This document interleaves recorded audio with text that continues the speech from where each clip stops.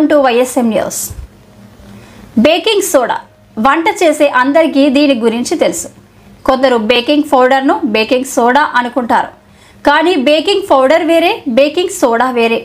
Baking పౌడర్ను ఎక్కువగా కేకులు, బిస్కెట్లు, సలాడ్స్ తయారీలో ఉపయోగిస్తారు.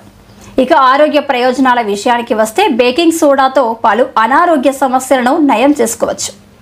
పలు ఇంటి చిట్కాల్లోనూ బేకింగ్ సోడాను ఉపయోగించవచ్చు. బేకింగ్ సోడానే సోడియం బైకార్బోనేట్ అని కూడా అంటారు. దీన్నే తినే సోడా అని కూడా పిలుస్తారు. బేకింగ్ సోడా క్షార గుణాన్ని కలిగి ఉంటుంది కనుక పొట్టలో ఆమ్లత్వం అధికమైనప్పుడు బేకింగ్ సోడా కలిపిన నీళ్లను తాగితే ఉపశమనం లభిస్తుంది. పొట్టలో పలు సందర్భాల్లో ఆమ్లాలు అధికంగా ఉత్పత్తి అయ్యి గ్యాస్, అసిడిటీ వస్తాయి. ఈ సమస్యలు వచ్చినప్పుడు ఒక గ్లాస్ నీటిలో 1 టీ స్పూన్ బేకింగ్ సోడాను కలిపి తాగితే పొట్టలో ఉండే ఆమ్లాలు తటస్థీకరించబడతాయి. దీంతో యాసిడిటీ నుంచి ఉపశమనం లభిస్తుంది. మాంసాహారం తిన్నప్పుడు కొందరికి సరిగ్గా ఆహారం జీర్ణం కాదు. దీంతో అజీర్తి ఏర్పడి కడుపు ఉబ్బరంగా ఉంటుంది. అలాంటప్పుడు కూడా బేకింగ్ సోడాను నీటిలో కలిపి తాగితే ఉపశమనం లభిస్తుంది.